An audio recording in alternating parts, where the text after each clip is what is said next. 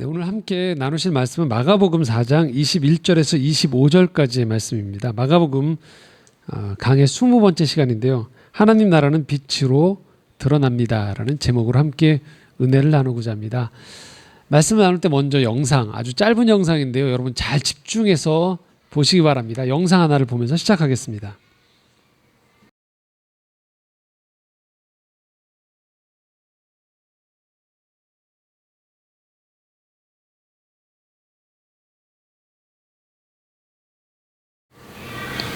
네, 끝입니다. 짧죠? 한 번 더 볼 텐데 제 설명을 듣고 한번 보시기 바랍니다. 한 부부가요, 횡단보도에서 유모차를 끌고서 가는 중이었어요. 그런데 저쪽에서 빨간 정차 신호를 무시한 이 지프차가 돌진했던 거예요. 그래서 돌진하고 있는 것들을 지켜보면서 이쪽에서 신호를 받고 가고 있던 쉐보레차가 그 26살인 한 여성이 이 차에 타고 있었는데요. 이 광경을 보게 된 거예요. 유모차는 지나가고 있고 분명히 빨간 신호에 정차해야 되는 차인데 저 차가 돌진하는 걸 보고 위기구나라는 걸 직감한 한 여성이 자신의 차를 엑셀레이터를 원래 가던 속도보다 훨씬 더 빠르게 밟아서 결국 일부러 이 달려오던 이 차와 일부러 자기 차를 충돌을 시켜서 결국은 교통사고를 낸 거죠. 덕분에 이 유모차를 끌고 있던 이 부부와 유모차의 아이는 다행히 사고가 나지 않게 된 일이 벌어진 거였습니다. 경찰 조사에 따르면 이 맞은편에서 정지 신호를 무시하고 차를 운전했던 이 남성은 음주운전 중이었고 차에 불법 무기가 가득했다고 합니다. 불법 무기가 있었다고 합니다. 이것들이 그래서 이 짧은 영상인데 이게 페이스북에 올라왔는데 이 영상이 회자되면서 많은 사람들이 감동을 했던 거예요. 물론 이 여성은 다행히 이 경미한 부상을 입었지만 생명에는 지장이 없었다라고 합니다.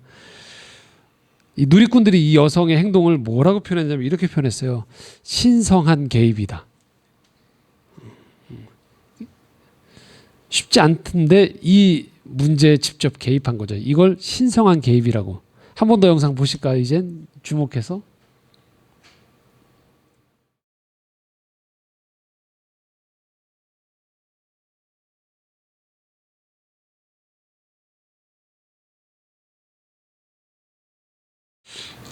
숭고한 행동이 우리 일상 가운데 갑자기 벌어졌던 것이죠. 자주는 아니지만 우리가 일상생활 가운데에서 이런 일들을 경험할 때가 있어요. 그럴 때 우리가 새삼 깨닫게 되는 게 있습니다. 이 사람이란 존재가 과연 어떤 존재인가? 평소에 우리가 살면서 만나는 사람들 때문에 우리가 종종 실망을 많이 하거든요. 상처를 받고. 어떻게 사람이 저럴 수 있지? 사람이라면 저런 행동을 하면 안 되는데 어떻게 저런 행동을 서슴지 않고 할 수 있을까? 상처를 주고 누군가에게 피해를 주고 위해를 가하는 일들이 뉴스를 또 아주 삶의 일상생활에서 우리가 만날 때 종종 접할 때 우리는 사실 사람에 대한 환멸을 느끼기 쉬워요. 이게 사람이란 말인가? 그런데 우리가 자주는 아니지만 이런 영상들 또 우리가 그런 일들을 경험할 때 새삼 또 다른 생각들을 갖게 돼요. 과연 사람이라는 존재가 어떤 존재이길래 이런 일들을 할 수 있을까? 자기의 위험을 무릅쓰고 어쩌면 도저히 이후에 어떤 일이 벌어질지도 모르는데 아주 짧은 순간 1초도 안 되는 그 순간에 그 상황을 파악하는 가운데에서 무조건적으로 이 상황에 간섭을 해서 나의 위협을 무릅쓰고 누군가의 안위, 생명, 꿈, 한 공동체를 살리는 일들이 있다는 거예요. 그럴 때 우리는 종종 일상에서 경험했던 많은 부정적인 그 생각들, 피해들, 그 접촉으로 인한 환멸에 가까운 이 부정적인 감정 너머에서 그럼에도 불구하고 사람이란 존재가 우리가 눈으로 보는 것 너머에 그 깊은 곳에 또 다른 힘이 존재한다는 것을 새삼 만나게 되는 거예요. 여러분, 어느 것이 인간의 모습일까요? 일반적으로 알려져 있길 기독교는 성악설을 지지한다라고 이야기해요. 인간을 향해서 죄인이라고 이야기하니까요. 당신이 죄인이기 때문에, 날 때부터 죄인이기 때문에 당신은 회개해야 된다라는 이야기를 한단 말이죠. 그런데 그렇게 되어진 이유 중에 하나는 아담과 하와가 범죄함으로 인해서 아담과 하와 이후에 모든 인류의 후손들이 이 죄악 가운데 태어났다, 죄의 씨앗을 품고 태어났다라는 이야기예요. 실제 우리가 일상을 접하면서 그런 경험들을 하게 되는 거죠.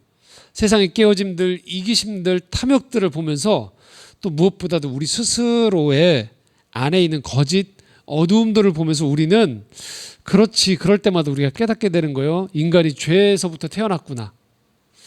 하지만 성경은요, 여기에가 이것이 출발점이 아니라고 얘기해요. 인간의 출발점은 죄로부터 출생할 수 있지만 창세기 1장에서부터 시작하는 인류 이전에 하나님이 사람을 짓기 이전부터의 계획은 무엇이냐면 선함이에요. 빛됨이에요.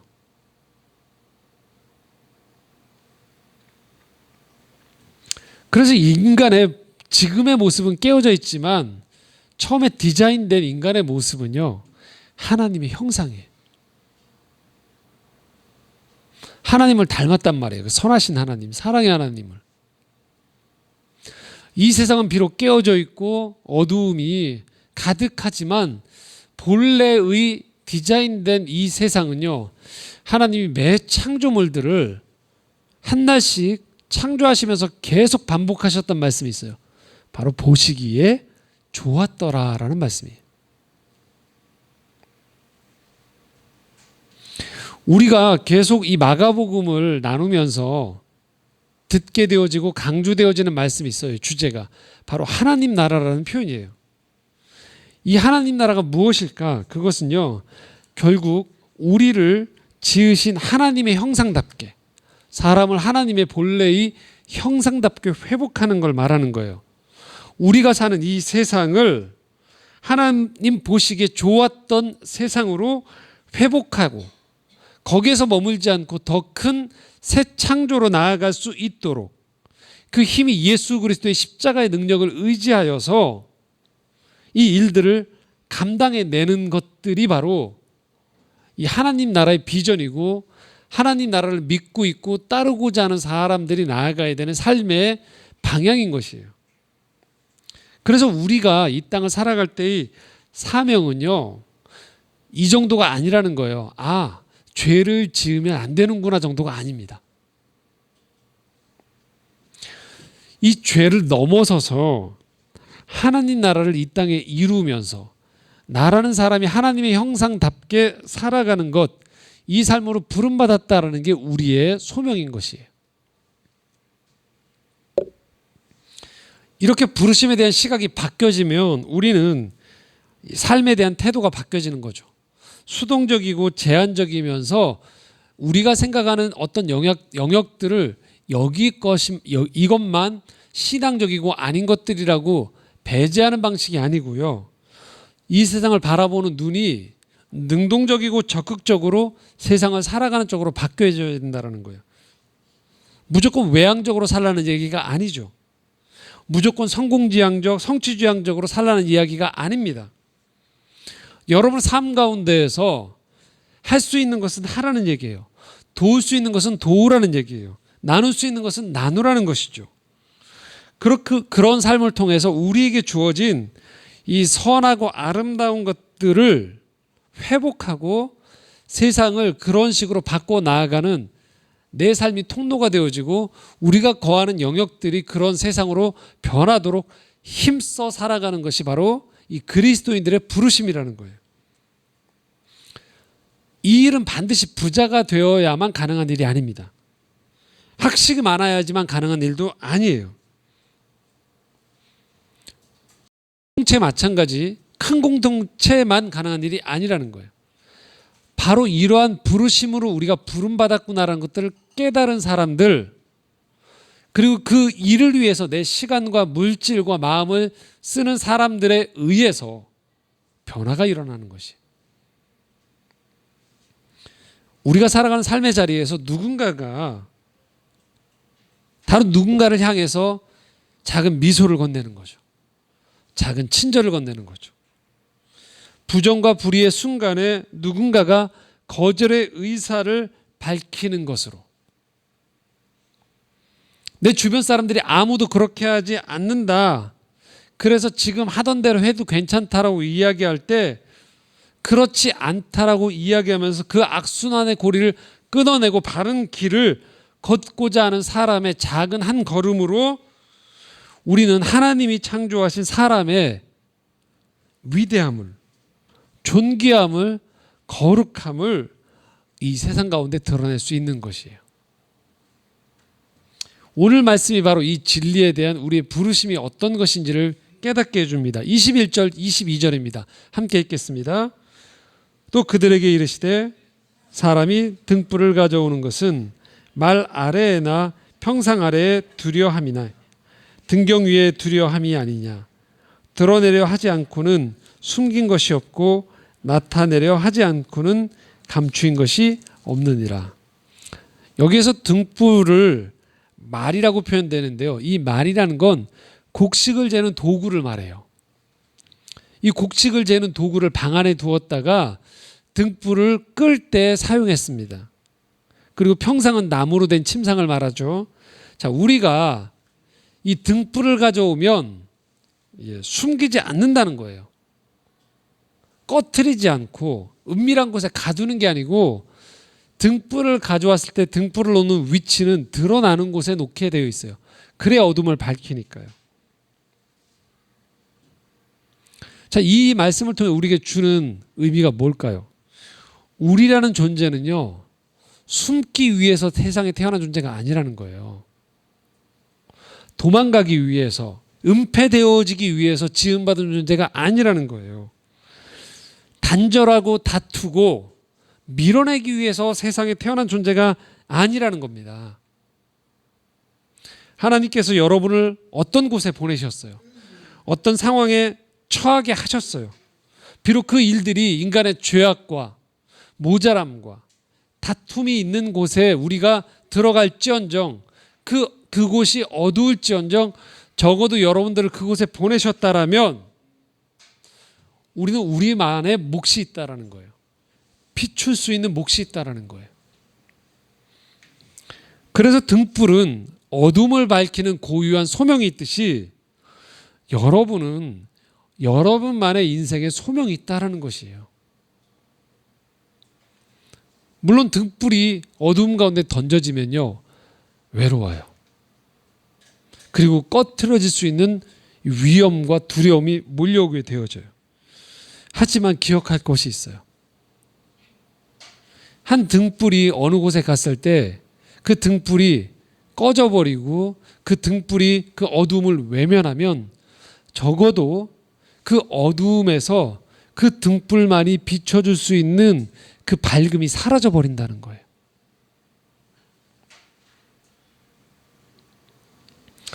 하나님은 우리 한 사람 한 사람을 통해서 비추기 원하시는 영역이 있어요. 우리가 우리 몫의 삶을, 우리 몫에 살아내기 위한 이 의지를, 우리 몫에 이 밝음을 포기하면 안 되는 이유가 바로 여기에 있다라는 거예요. 여러분이 꺼지면 여러분을 통해 비춰줘야 되는 그 영역이 사라져버린다는 거예요. 오늘도 계속적으로 기독교에 대한 부정적인 소식들이 많이 들려오거든요. 말씀드리지만 제가 가장 많이 듣고 있어요. 여러분들은 아예 안 접하는 소식들이나 루트까지도 저는 가지고 있거든요. 너무 많이 듣고 있어요.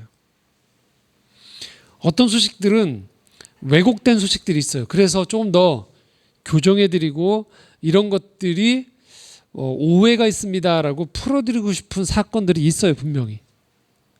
그런데 어떤 사건들은 제가 듣기에도 더 나서서 꾸짖고 싶고 부끄럽고 책망하고 싶고 외면하고 싶은 사건들이 분명히 있어요. 자꾸 늘어납니다. 그런데 여러분, 제가 그런 소식을 들을 때 목회자인 제가 그 소식 때문에 목사직을, 이 목사라는 부르심을 포기하고 도망가는 게 맞을까요? 저는 그렇지 않다고 생각합니다. 오늘도 관중석에 관중은 참 많아요. 어느 영역에서나 마찬가지입니다. 그런데 실제 경기장에서 경기하는 사람은 많지 않다는 것이죠. 항상 마찬가지입니다. 그라운드에서 뛰는 선수들은 제한적이에요. 수십 배, 수백 배의 사람들이 그 경기를 지켜보기만 합니다. 아주 소수의 사람만이 경기장에 직접 나섭니다. 외롭죠. 두렵죠. 여러 가지 위험이 따릅니다. 하지만 축구 경기에 한 선수가 골키퍼와 마주했을 때 골키퍼는 누구도 감당할 수 없는 자기만의 몫으로 온몸을 다해서 그 공을 막아내야 되고요. 1대1로 대면한 상황에서 공격수는 엉뚱한 곳으로 공을 찰 수 있어서 비난이 다가올 수 있는 위험을 감수하고라도 기꺼이 자기 발로 공을 차야만 합니다. 야구 선수는 결정적인 순간에 투수는 모든 패전에 이 위협을 무릅쓰고도 공을 던져야만 합니다. 타자는 그 투수가 던진 공을 두렵지만 외롭지만 책임을 지고 배트를 휘둘러서 공을 맞추고 의도한 대로 점수를 내기 위해서 누상에 나가 있는 이 플레이어들을 다음 루로 진루시키기 위해서 공을 쳐내야만 합니다. 거기에 따른 모든 비난, 환호를 한 몸에 감당한 상태에서 그 순간에 최선을 다해야 되는 것이죠. 우리 모두가 우리만의 몫의 경기장의 여러분은 선발된 선수들이에요. 여러분이 부모라면, 부부라면 여러분만이 감당해야 될 몫이 있는 것이죠. 여러분이 일터에 나가면 여러분만의 몫이 있는 거예요. 그리고 여러분이 학교를 다니건 여러분이 이런 공동체를 함께 있다라면 여러분만의 몫이 있다라는 거예요. 더 좁혀서 말하면 여러분 한 개인이 여러분만의 생애 소명 책임이 있다라는 거예요. 이것은 누구도 대신해 줄 수 없는 거예요. 두려움과 불안 때문에 이것을 회피하고 달아날 문제가 아니라는 거예요. 여러분만의 내야 되는 빛이 있다라고 오늘 말씀을 이야기합니다. 그러나 모든 사람들이 이 말씀을 듣는 것은 아닙니다. 23절 오늘 이렇게 우리에게 말씀합니다. 함께 읽겠습니다. 들을 귀 있는 자는 들으라. 그렇습니다. 이 말씀의 소명을 깨달은 사람들, 들을 귀가 있는 사람은 들으라고 이야기합니다. 오늘도 수많은 사람들, 이 땅에 태어난 모든 사람들에게 이 부르심은 동일하게 전해지고 있어요. 하지만 듣는 사람은 소수라는 거예요. 그러나 이 소명을 들은 사람들, 깨달은 사람들은 자신의 삶에서 자기 몫만큼의 빛을 발해야 합니다. 24절, 25절 함께 읽겠습니다. 또 이르시되 너희가 무엇을 듣는가 스스로 삼가라.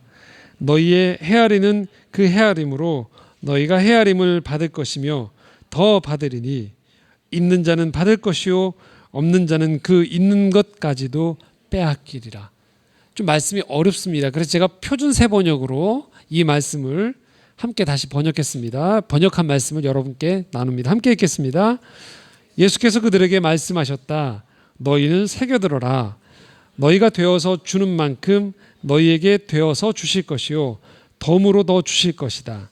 가진 사람은 더 받을 것이요 가지지 못한 사람은 그 가진 것마저 빼앗길 것이다.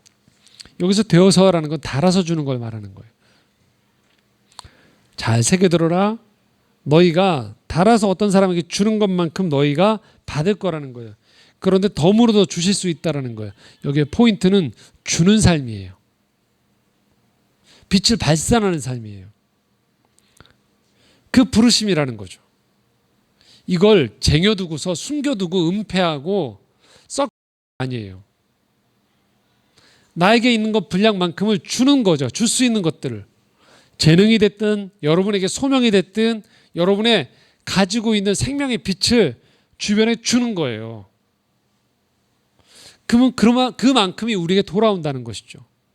아니 여기서 멈춰주지 않는다고 했어요. 우리가 어려운 가운데 그렇게 주는 것들을 하나님 아시기 때문에 가진 사람은 점점 더 받게 되어진다는 거예요. 빛으로 드러날수록 그 빛이 더 점점 또 다른 빛을 만나면서 커지는 거예요.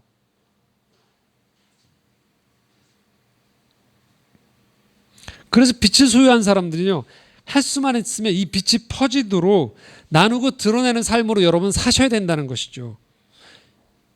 그렇게 할 때 우리는 우리의 삶을 통해서 어둠 속에 도움을 받는 사람들이 생기면서 내 삶이 어떤 의미가 있는지를 새롭게 깨닫게 되는 거예요. 내가 그냥 존재하는 존재가 아니구나라는 것들을 깨닫기 시작한다는 것이죠. 그렇게 살아갈수록 우리는 이 삶을 포기할 수 없어요. 너무 가치롭다는 걸 알게 되는 거죠.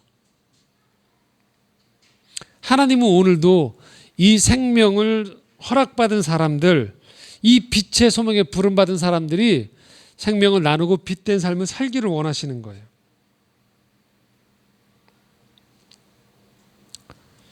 자, 그러면 우리는 이 빛된 삶을 어떻게 살 수 있을까요?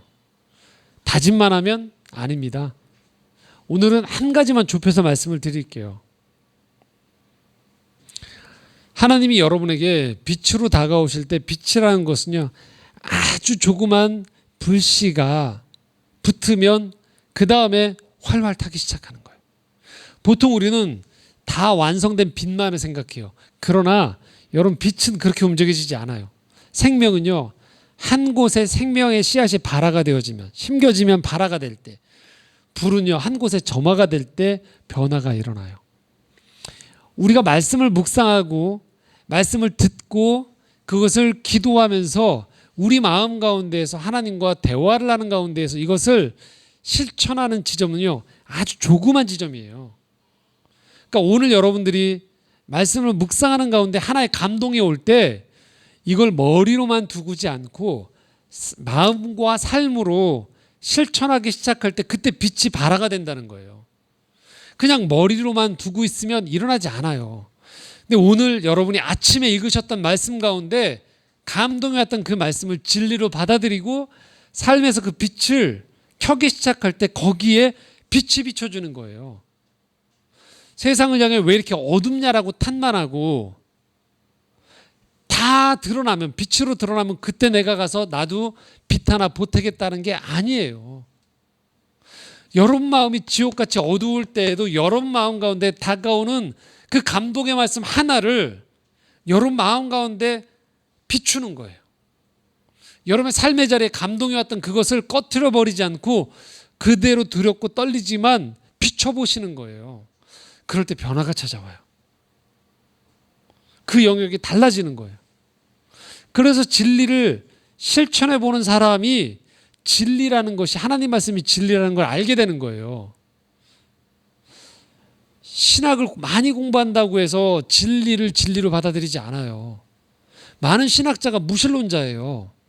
왜요? 진리를 실천하지 않기 때문에. 그러나 비록 산골에 계신 할머니 한 분이 오늘 들었던 말씀을 가지고 이것이 진리구나라는 확신 속에서 마을 사람들에게 베푸는 친절 하나, 인내 하나, 복음 전도 하나가 그 진리됨을 그 마을 가운데 그 할머니의 삶에 드러내는 것이죠. 오늘 우리에게 필요한 것은 거창한 신학적 이론이 아니에요. 여러분 마음 가운데 와닿는 그 진리의 빛 하나를 여러분이 꺼트리지 않고 그 말씀 그대로 순전하게 삶에서 한 걸음을 내디딜 때 거기에서 진리됨이 일어난다는 것이죠. 요한일서 1장 2절에서 4절에서 그래서 이렇게 말씀합니다. 한 목소리로 읽겠습니다. 그를 아노라 하고 그의 계명을 지키지 아니하는 자는 거짓말하는 자요 진리가 그 속에 있지 아니하되 누구든지 그의 말씀을 지키는 자는 하나님의 사랑이 참으로 그 속에서 온전하게 되었나니 이로써 우리가 그의 안에 있는 줄을 아노라. 그의 안에 산다고 하는 자는 그가 행하시는 대로 자기도 행할지니라. 5절에 이렇게 얘기하죠. 누구든지 그 말씀을 지키는 자가 하나님의 사랑이 그 안에 거하게 된다는 거예요. 하늘을 향해서 그냥 하나님 사랑을 깨닫게 해주세요가 아니고요. 오늘 여러분이 아침에 묵상하실 때 그 말씀, 밤에 잠자리에 들기 전에 묵상했던 그 말씀 한 구절이 여러분에게 감동을 되어질 때 그 말씀을 여러분 삶에서 그대로 실천해 보시는 거죠. 그럴 때 하나님의 사랑이 느껴지는 거예요. 경험되어지는 거예요. 그래서 6절 말씀 이렇게 얘기하는 거죠. 그의 안에 산다고 하는 자는 그가 행하시는 대로 자기도 행하게 되는 자라고 얘기하는 거예요. 그럴 때 사람들은 우리의 삶을 통해서 살아계신 하나님을 만나게 되는 것이죠. 진리는 진리대로 사는 사람에 의해서 그 진리됨이 증명되는 거예요. 거창하지 않습니다. 자기 몫의 삶을 말씀대로 살아낼 때 우리는 등경 위에 비추는 등불이 되는 것이죠. 여러분의 삶의 자리가 그래서 중요한 것이죠. 이 필름 포럼은 이 창조의 정원과 동역하는 영화관이죠. 주중에 제가 그 영화관 대표로 섬기면서 그런 생각을 해요. 이 영화관 참 작다. 90석, 52석밖에 안 되는 이 영화관. 그런데 저는 이곳에서 참으로 많은 하나님의 역사하심을 보게 돼요. 사람들의 변화를 보게 되어지고 오늘 이 자본주의의 거센 파도 속에서 미약하나마 이 창조의 정원과 동역하는 이 교회가 어떤 역할들을 하는지를 보면서 때로는 힘들지만 포기하면 안 된다라는 생각들을 하고 있습니다.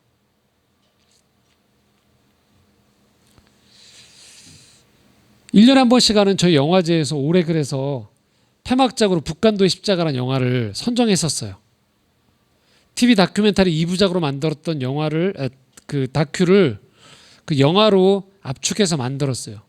그 영화를 만드셨던 다큐를 만드셨던 PD님이 저 영화제에 출품을 하신 거예요. 근데 저희 영화제에서 올해가 16회째를 맞이하는 올해가 저희 영화제에서 기동 영화인상을 주게 된 10주년이 되는 해였어요. 그래서 영화제 주제를 미션이라는 주제를 잡았어요. 다른 영화들보다 좀 소박하지만 미션이라는 주제에 합당하다고 생각해서 저희가 이 영화를 폐막작으로 선정을 했었죠. 아마 출품했던 PD님도 감독님도 놀라셨던 것 같아요. 이 영화가 폐막작으로 선정이 되어져서. 덕분에 더 긍정적인 요소가 되어졌던 것 같아요. 저 영화제의 폐막작이 됐던 게. 그래서 결국은 조금 더 이 영화를 영화화시키는 데 더 탄력을 받아서 이후에 이 영화를 만드셨던 PD님께서 조금 더 영화를 다듬고 영화 음악을 추가하고 하면서 조금 더 완성도 있는 영화로 만들어져서 10월 17일에 개봉을 하게 되었죠. 그리고 저희 창조의 정원에서도 지난주에 예배 마치고 저희가 함께 이 영화를 단체로 관람했었죠. 참 뜻깊은 시간이었는데요. 미리 제가 엄포를 놨었는데 이 영화가 여러분 생각하는 것만큼 그렇게 흥미진진하지 않을 수 있지만 의미를 가지고 보러 가셨는데 놀랍게도 저희 창조의 정원 성도들은 영화가 재밌었다, 좋았다라는 피드백을 해주셨어요. 그리고 그 영화를 보셨던 우리 심정아 자매께서 또 마음에 감동이 오셔서 저한테 요청을 하셨어요. 이 영화를 주중에 다른 분들께 좀 초청을 해서 영화를 보면 좋겠다라고. 그래서 다행히 그때 저희가 주중에 시간표가 편성이 아직 안 돼 있을 때라 조정을 했어요. 그런데 보통은 이런 행사들을 하면 저희가 일관해서 하는데 마침 그날 제가 저녁에 이 국민일보 하는 행사가 이미 일관에 잡혀 있어서 2관에 52석 되는 조그만 영화 이 좌석에 배정을 해드리고 시간대도 보통 사람들이 퇴근하는 시간대인 7시간인 좀 애매한 시간인데 6시 20분으로 배정을 하게 되었어요. 그래도 뜻을 모았어요. 그리고 이번 주 금요일에 초청하신 분들이 오시게 됐었어요. 근데 그 중에 참 귀한 분들이 오셨어요. 물론 모든 분들이 귀하신데 우리 예수전도단을 설립하셨던 오대원 목사님이 오셨고, 또 여러분 잘 아시는 부흥이라는 찬양, 물이 바다 덮음 같이 이런 찬양을 만드셨던 고영원 선교사님이 함께 오셨어요. 그래서 제가 이 영화를 만드신 감독님께 연락을 했어요. 이런 분들 오시는데 함께 오셔서 식사하시고, 그리고 이분들의 인터뷰를 촬영해서 많은 분들과 좀 나누면 더 좋겠다라고 오셨어요.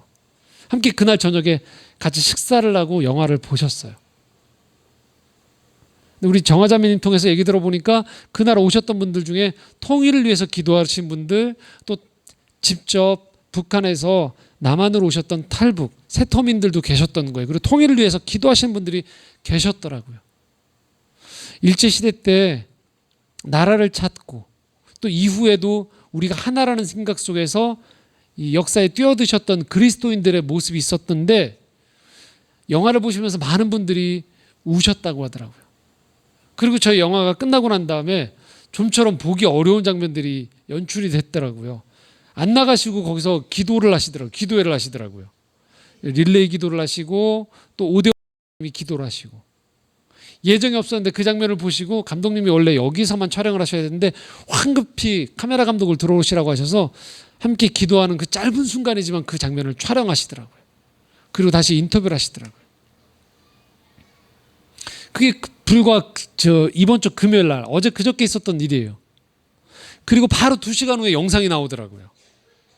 그게 편집이 되어서 나오고, 온라인상에 제가 그 다음날 아침에 정화자매님께 유튜브에 나왔던 영상을 함께 공유했고, 이미 벌써 이 영상이 많은 분들에게 나눠지면서 이 영화 또는 영화를 보지 않더라도 이분들의 이 고백과 나눔을 통해서 또 많은 분들에게 울림을 주는 일들이 벌어졌어요.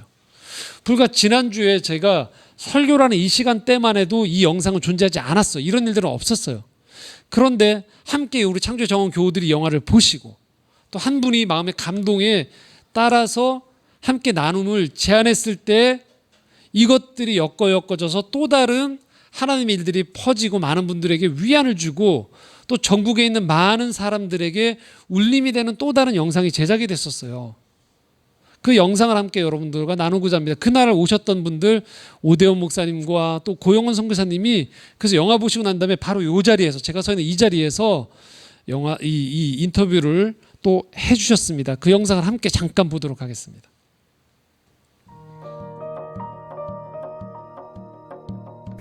다시 한번 이 영화를 그들의 눈으로 보지 못했지만 그래도 하나님께서 독립시키시지 않았습니까? 그럼 이제는 통일도 우리 눈으로 볼 것이 아니고 그렇지만 믿음으로. 아이고 깜짝 놀랐어요. 너무 감동 많이 받아서 눈물 났어요. 한국 사람 아니지만은 아마도 한국 사람인 것 같기도 하고, 그렇지만은 너무 역사를 그렇게 쉽게 잊어버린다는 거는 미국 사람만 그런 줄 알았더니 한국 분들도 그렇군요. 근데 그들이 핍박을 당하고 아무튼 아무리 어려움을 당하더라도 소수자를 통해서 주님께서 역사하시고, 그리고 핍박 당하고 고난 당하더라도 심는 거죠. 그렇게 심었으니까 열매가 지금 나타나는 것인데, 그러니까 보니까 이 독립운동 그 정도 역사가 또 놀라운 분들이 계셨다면 이제는 통일 위해서도 우리 자신을 넘어가서 뭐 우측 좌측 그런 거는 버리고 정말 한 몸이 이루어져서 북쪽과 남쪽이 하나가 되고 주님 쓸 수 있다는 그런 뭔가 그 용감한 마음이 다시 생기고, 교인들도 좀 일어나서 나라를 사랑하는, 실제로 영화 보면서요, 나라가 이렇게 고생하면은 교회도 고생이 와요. 그러니까 지금 교회 여러 가지 너무나 어려움이 많이 있지 않습니까? 아마도 나라를 잊어버렸기 때문에 그런 거예요. 그래서 우리가 예수님 중심으로 민족을 위해서, 그러면 결국 만국에 축복하는 거죠. 아무튼 그 영화를 보면서 아유 이게 다 봐야 되겠습니다 그 생각. 너무 감사했어요. 북한도에 있었던 그 어떻게 보면 잃어버린 나라를 생각하면서 신앙 안에서 자신의 삶을 하나의 미랄이 되고자 했었던 용기를 가지신 분들을 정말 많이 볼 수 있었고, 또 특히 그 문동환 목사님 마지막에 하셨던 말씀, 진지하게 살면 역사와 교통하고 만나고 또 예수님과 교류하게 된다. 그게 저 자신의 삶을 위해서도 또 지금 우리 시대의 교회를 위해서도 정말 필요한 말씀이 아닐까, 그런 생각을 좀 하게 됐습니다. 정말 민족 혼을 깨울 수 있는, 믿는 사람이든 안 믿는 사람이든 이 정말 너무도 중요한 시라고 생각을 했고, 또 그 시비를 보면서 여기에 노래가 있었으면 좋겠습니다 할 때 하나님께서 제 마음 안에 어떤 멜로디를 주셨거든요. 그래서 하나의 코리아라고 하는 그 통일 관련된 음반에 넣은 적이 있었기 때문에, 또 제가 그것도 명동천 윤동천 선생님 생가도 보고, 거기 칠판에 아주 재미나게 써놨던 글도 보고, 그러면서 그래도 사실 제가 다 이해 못했던 것 같아요. 근데 이 귀한 영화를 통해서 정말 그 시대에 사셨던 예수님을 중심으로, 하나님의 말씀을 중심으로 사셨던 분들, 그 시대를 치유하기 원했던 분들의 정말 놀라운 이야기를 제가 이 영화를 통해서 본 것 같습니다. 너무 감사합니다. 귀한 영화 만들어주셔서. 작은 영화관이지만 또 한편의 영화, 또 한 분의 그 감동이 또 다른 일들을 이뤄낼 수 있다라는 것들을 우리가 한 주간 또 경험했고요. 이 영화를 지난주 화요일에 저희가 이 영화를 만드신 감독님과 이 영화에 참여했던 심용환 선생님이 함께 하는 시네토크 자리가 있었어요. 저희 필름 포럼에서. 이 영화를 만들고 딱 2번의 시네토크가 있는데 그게 다 저희 영화관에서만 해요. 근데 그때 맨 마지막에 한 청년이 손을 들더라고요. 그리고 이렇게 얘기하더라고요. 자기는 기독교인이 아니라고. 그런데 이 영화에 참여했던, 역사에 참여하는 사람들의 모습, 또 이 문 목사님의 삶을 보면서 기독교 신앙에 대한 갖고 싶다라는 생각을 가지게 됐다는 거예요. 비록 매스미디어에 나와 있는 이 기독교의 부정적인 모습을 보면 난 교회를 다니면 안 되겠구나라고 생각하다가도 이런 분들, 역사와 시대 속에 책임을 지고 살아가는 이분들을 보면서 내가 교회를 다니고 싶다라는 그 이야기를 그날 하시더라고요. 바로 그런 것이죠. 우리가 하고 있는 이 일들이 어떻게 전개가 될지 우리는 다 몰라요. 하지만 자기에게 주어진 소임을 통해서, 한 분은 이 영화를 만드셨던 감독님은 방송국 PD로서 이 영화를 감당하고 영화하고, 저희는 이 영화를 폐막작으로 선정하고, 또 우리 창조의 저원 교우들은 함께 마음을 모아서 이 영화를 감상하시고, 또 한 분은 이렇게 추천해 주시고, 이런 것들에 대한 것들이 계속 엮어지면서 또 이 시대에서 얼마나 이것이 비춰질지는 저희는 몰라요. 하지만 우리 몫의 빛을 발하고자 노력을 하는 것이죠. 영화만 그럴까요? 아니요, 여러분의 삶도 마찬가지라는 거예요. 여러분의 삶의 자리가 어느 곳이든지 사실 힘듭니다. 어두워요. 그래서 여러분들이 존재하는 거예요. 여러분들이 함께 창조의 정원 안에서 오늘 이 주일 예배를 통해서 우리의 교제와 공동체됨을 통해서 우리가 힘을 얻는 것이죠. 그리고 다시 뭘까요? 그곳에 가는 것이죠. 그곳에서 여러분의 몫에 빛을 발하시는 겁니다. 그 일들을 통해서 하나님 나라가 드러나는 것이죠. 포기하지 않으셨으면 좋겠어요. 쉽지 않습니다. 이 싸움은 마치 등불 하나가 늘 언제 꺼질지 모르기 위태한 것처럼. 그러나 그 등불을 두렵고 떨림으로, 그럼에도 불구하고 등경 위에 올려놨을 때 하나님이 그것을 사용하신다는 것입니다. 여러분의 인생은 그래서 여러분만의 것이 아닌 하나님의 동역자로 살아가는 빛된 인생임을 여러분 기억하셨으면 좋겠습니다. 그 부르심에 우리 모두가 응답할 수 있기를 소망합니다. 기도하겠습니다.